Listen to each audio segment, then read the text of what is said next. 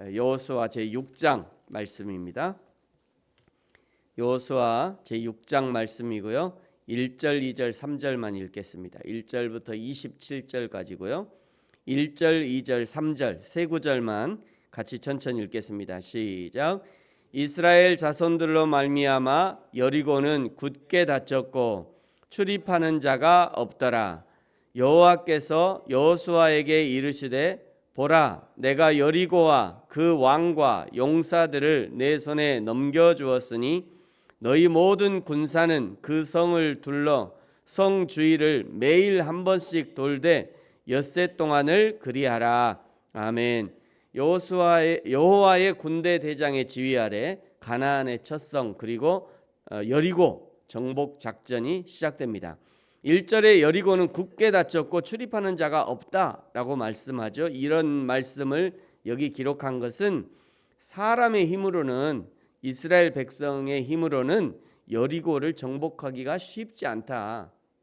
그 정도 단단하게 잠긴 큰 성이다, 이런 의미입니다.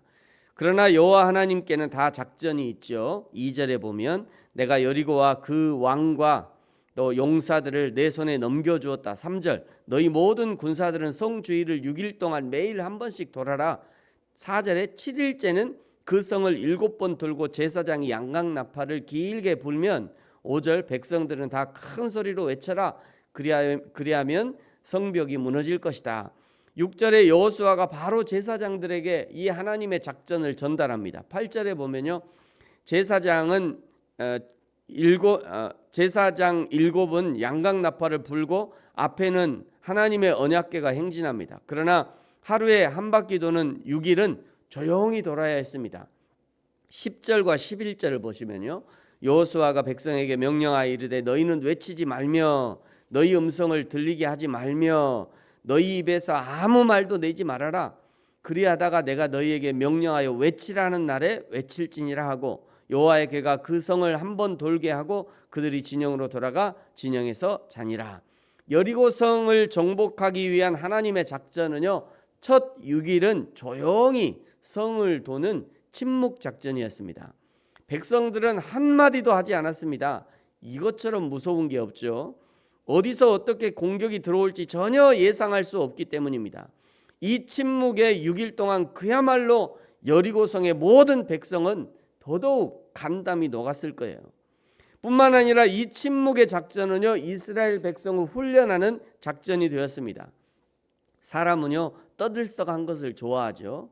잔치도 떠들썩하게 해야 되고 전쟁도 그냥 떠들썩하고 이겨도 떠들썩하고 져도 떠들썩하고 예배를 드려도 떠들썩하고 기도를 해도 그냥 떠들썩하고, 우리 전라도는 그냥 사람이 태어나도 떠들썩하고 누가 죽어도 그냥 떠들썩하게 잔치하잖아요. 근데 그런 인간의 어떤 습성과는 전혀 다르게 조용하래요. 여러분, 우리도 때로 침묵하는 훈련을 해야 합니다. 침묵하면서 그 사이에 하나님이 어떻게 일하시는지를 보는 거죠. 침묵하면서 6일 동안 말이죠. 12절부터는요, 둘째 날도 셋째 날도 넷째 날도 다섯째 날도 여섯째 날도 침묵하고 돌았습니다. 이것같이 힘든 일이 없어요. 집에서도 그냥 아내가 조용하면 힘들잖아요. 남편들이 이게 둘이 싸워가지고 둘이 그냥 투닥투닥하고 막 소리 지르고 이게 싸울 때가 편하지, 아무 말도 조용히 하고 있으면 이게 언제 터질지 모르니까 더 힘들어요. 똑같아요.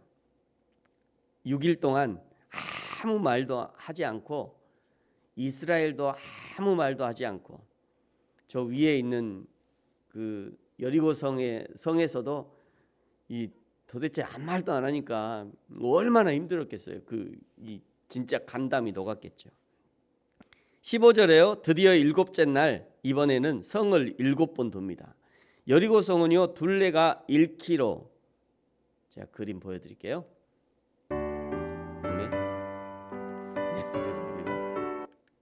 여리고성은 둘레가 이렇게, 둘레가 요 한 바퀴 도는 게 1km. 오케이? 그러니까 엄청 큰 성은 아니죠.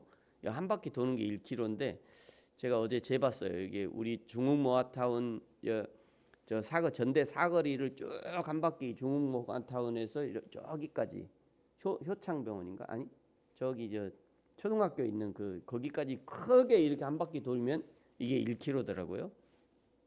근데 그게 여리고성이 1km고요.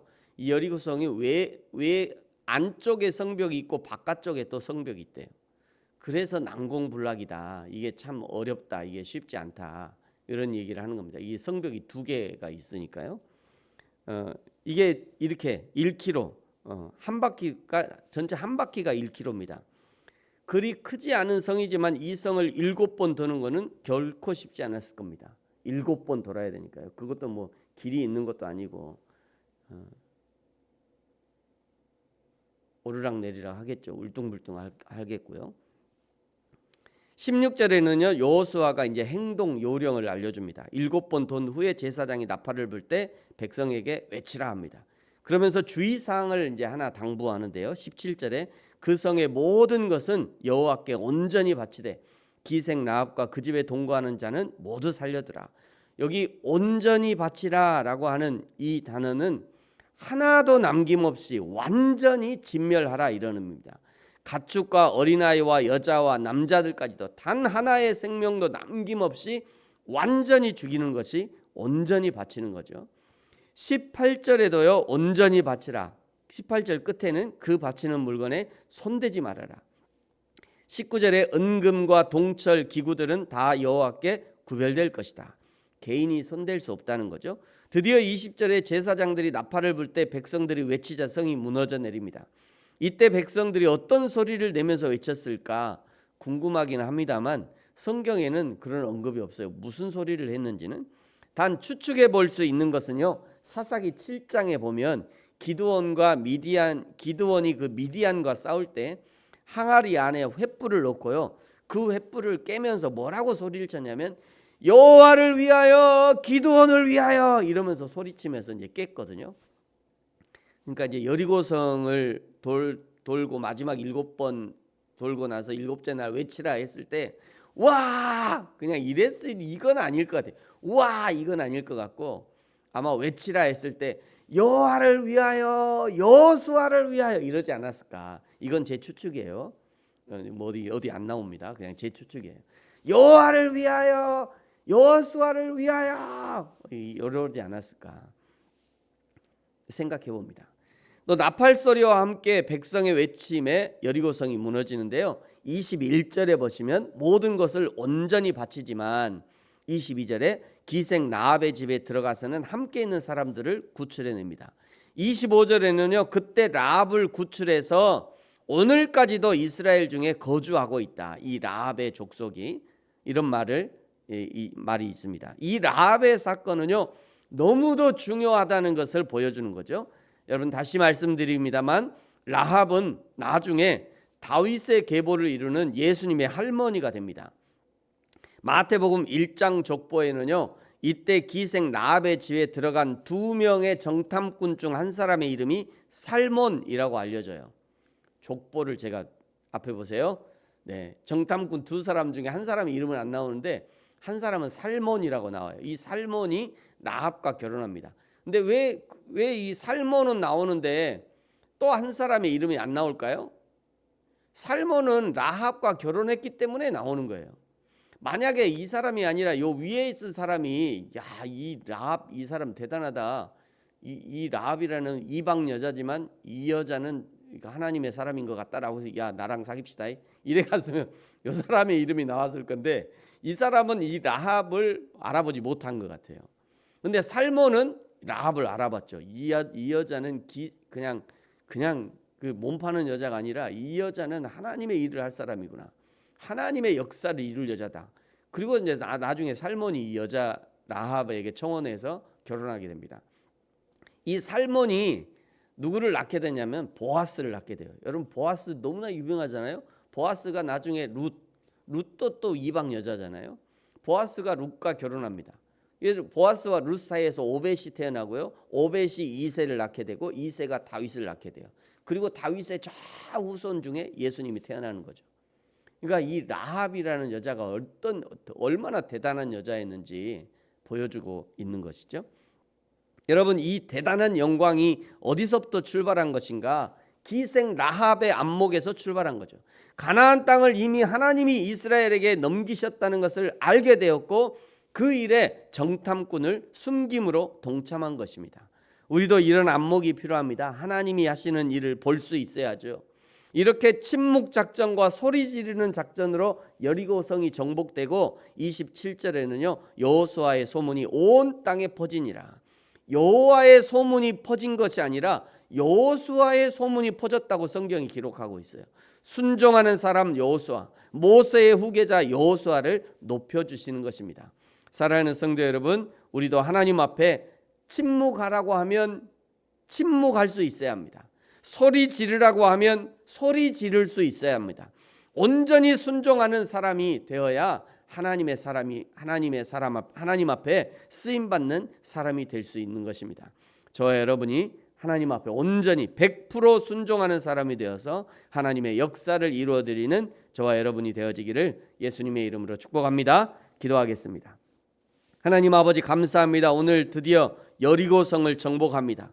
하나님이 침묵하라 하면 한마디 말도 내지 않고 침묵해야 합니다. 하나님이 소리 지르라 하면 여호와를 위하여 큰 소리 질러야 합니다. 하나님, 여리고성은 특별한 작전으로 무너뜨리는 것이 아니라 하나님 앞에 순종함으로 무너뜨렸습니다. 여호와 하나님, 우리에게도 인생이라는 전쟁터 가운데 순종하게 하시고 하나님의 말씀에 순종함으로 이 인생이라는 전쟁에 승리하는 저와 우리 모든 성도들 되게 하여 주옵소서. 감사합니다. 예수님의 이름으로 기도합니다. 아멘. 하늘에 계신 우리 아버지여, 이름이 거룩히 여김을 받으시오며 나라가 임하시오며 뜻이 하늘에서 이루어진 것 같이 땅에서도 이루어지이다. 오늘 우리에게 일용할 양식을 주시옵고 우리가 우리에게 죄 지은 자를 사하여 준 것 같이 우리 죄를 사하여 주시옵고 우리를 시험에 들게 하지 마시옵고 다만 악에서 구하시옵소서. 나라와 권세와 영광이 아버지께 영원히 있사옵나이다. 아멘.